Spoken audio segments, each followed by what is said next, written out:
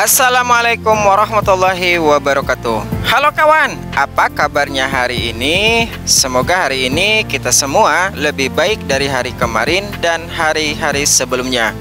Dilapangkan pintu rizki, dilancarkan usahanya, menjadi orang yang berguna dan bermanfaat untuk agama, negara, dan keluarga.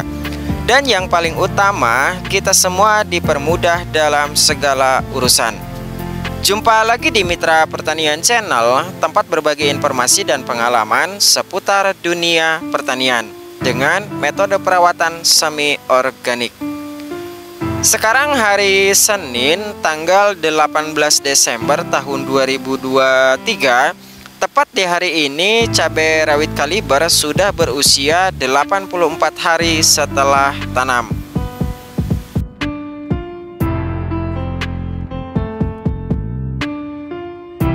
Untuk update perkembangan hari ini, ada beberapa tanaman yang terserang busuk kuncup dan busuk batang ya lur. Penyakit ini akan menyerang ketika musim hujan aktif ya lur. Dari informasi yang saya dapat bahwa jamur patogen ini bisa ditularkan oleh manusia, bisa terbawa oleh genangan aliran air hujan yang melewati parit ataupun saluran air, dan bisa juga patogen ini berkembang biak ketika suhu pada lahan dingin yang mengakibatkan tanah menjadi lembab.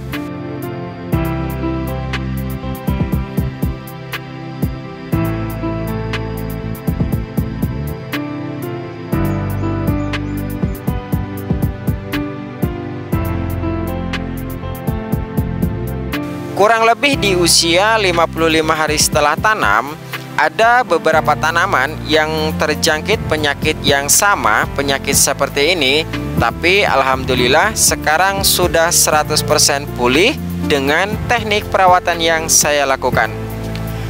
Busuk kuncup ataupun mati pucuk jika tidak dilakukan perawatan yang serius akan mengakibatkan tanaman ini mati dengan seluruh batang dan ranting mengering.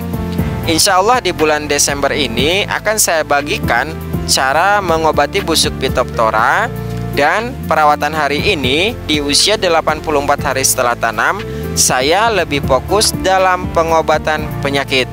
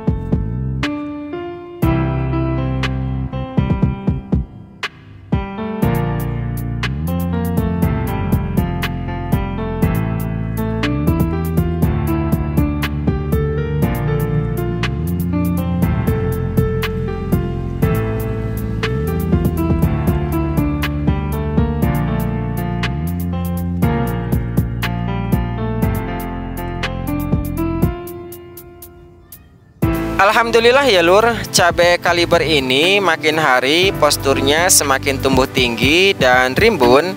Bunga dan buah sudah mulai menunjukkan eksistensi kelebatannya. Semoga apa yang direncanakan Tuhan untuk saya bisa sesuai dengan harapan saya pribadi.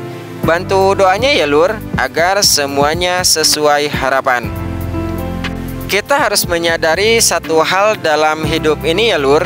Kita sebagai umat manusia hanya bisa berikhtiar dan berencana. Namun yang menentukan hasil dari ikhtiar dan rencana kita hanyalah Tuhan yang Maha Kuasa. Bagi saya, ilmu ataupun pengalaman hanya sebagai penopang buat kita dalam berikhtiar. Namun hakikatnya Tuhanlah yang menentukan segalanya.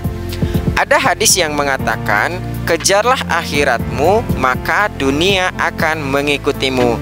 Tapi jika kau kejar duniamu, maka akhirat akan meninggalkanmu. Baik kawan ya, sebelum dibahas lebih lengkap dari pupuk dan dosis yang digunakan dalam perawatan lanjutan di usia 84 hari setelah tanam, baiknya simak dulu cuplikan berikut ini.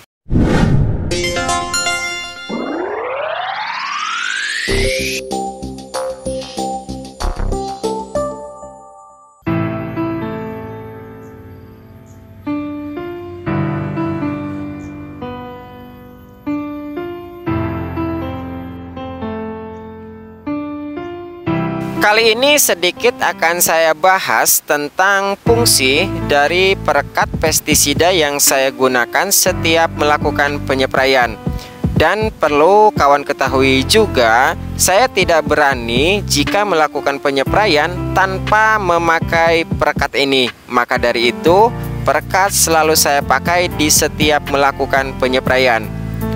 Fungsi dari perekat untuk membantu menyebarkan, menempelkan, dan meratakan larutan pupuk daun dan pestisida yang digunakan, baik itu insektisida maupun fungisida.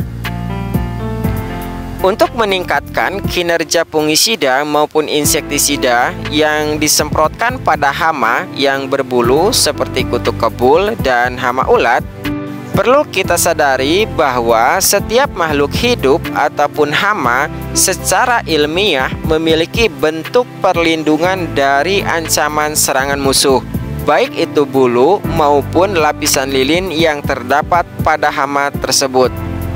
Di musim hujan, perekat adalah hal yang wajib digunakan untuk meningkatkan kinerja pupuk daun agar tidak tercuci oleh air hujan. Di musim kemarau, jika tanpa perekat, pupuk daun akan mudah menguap oleh terik panas matahari. Tapi jika digunakan perekat, pupuk daun yang digunakan akan lebih cepat diserap oleh daun sebelum larutan tersebut kering oleh panas matahari.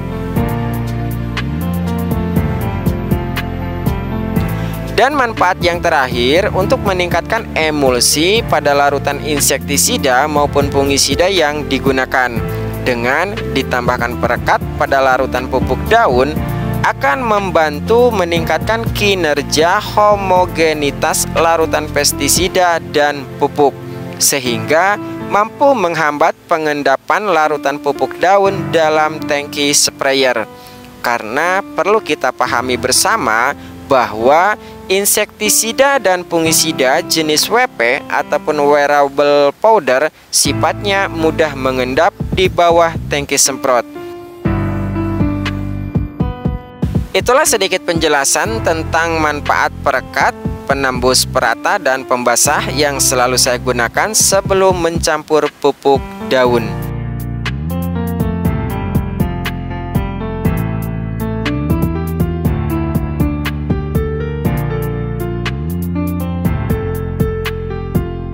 Untuk memacu pertumbuhan tunas yang terhenti atau terhambat akibat serangan penyakit, saya gunakan pupuk makromajemuk yang tinggi unsur fosfat sebesar 61%, dilengkapi dengan 12% nitrogen.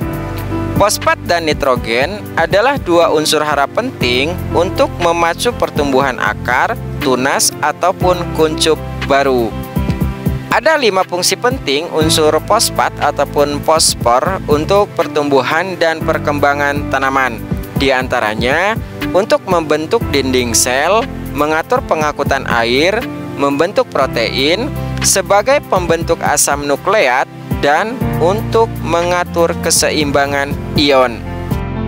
Unsur hara fosfat sangat penting dalam proses pembelahan sel dan perkembangan jaringan baru.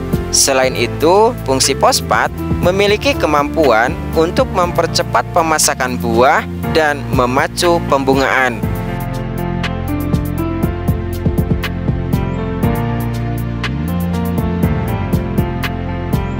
Kemudian untuk dosis saya pakai 5 sendok makan dari 20 liter air yang digunakan.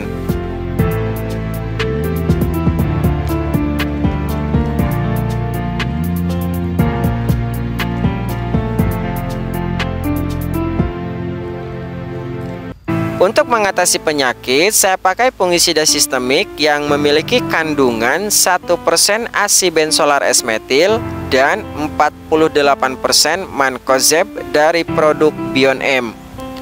Banyak pertanyaan kawan-kawan, apakah Bion-M bisa diganti dengan merek fungisida yang lain?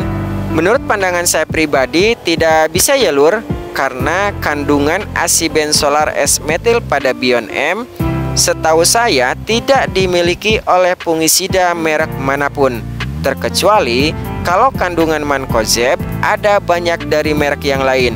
Malahan ada yang kandungan mancozebnya sebesar 80 hingga 85%. Sedikit akan saya bahas tentang fungisida skor. Fungisida skor tidak saya gunakan untuk pengobatan penyakit. Skor saya gunakan untuk skala pencegahan saja di masa vegetatif. Itu pun baru dipakai 1 kali. Menurut pandangan saya dan sesuai pada label kemasan bahwa fungisida skor itu bersifat preventif ataupun untuk skala pencegahan. Sehingga untuk mengatasi dan mengobati penyakit, fungisida skor tidak saya pakai.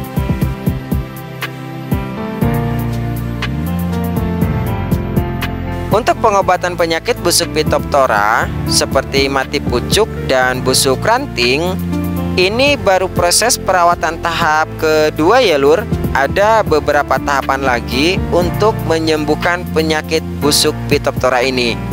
Nanti akan saya buatkan konten khusus untuk mengobati penyakit ini ya lur. Nanti insya Allah akan saya bahas secara lengkap, mulai dari pupuk, dosis, dan interval waktu dalam perawatan.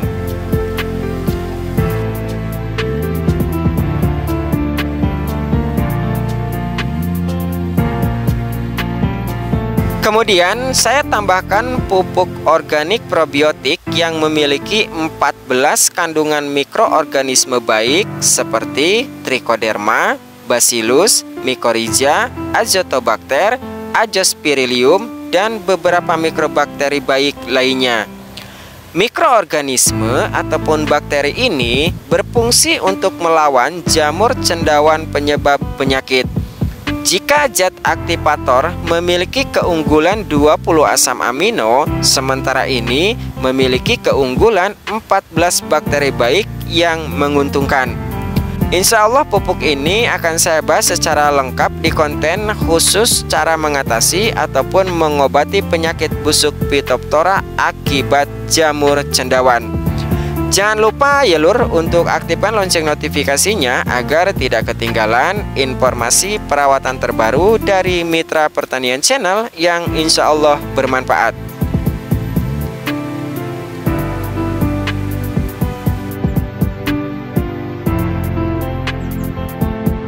Baik lur ya, mungkin informasi perawatan yang saya sampaikan cukup jelas ya. Jika ada pertanyaan seputar pertanian kawan-kawan, silakan tanyakan di kolom komentar. Jika informasi ini bermanfaat, jangan lupa untuk berikan like, komen, dan share pada video ini agar informasi ini bisa memberi banyak manfaat untuk kawan-kawan kita yang lain yang belum menemukan YouTube Mitra Pertanian Channel. Karena sebaik-baiknya orang yang bisa memberi manfaat untuk orang lain. Tetap jaga kesehatan, tetap semangat, dan semoga bermanfaat.